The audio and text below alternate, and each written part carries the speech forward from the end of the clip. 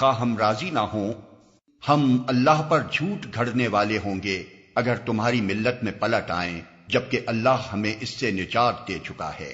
ہمارے لیے تو اس کی طرف پلٹنا اب کسی طرح ممکن نہیں، الا یہ کہ خدا ہمارا رب ہی ایسا چاہے۔ ہمارے رب کا علم ہر چیز پر حاوی ہے، اسی پر ہم نے اعتماد کر لیا۔ اے رب، ہمارے اور ہماری قوم کے درمیان ٹھیک ٹھیک فیصلہ کر دے، اور تو بہترین فیصلہ کرنے والا ہے۔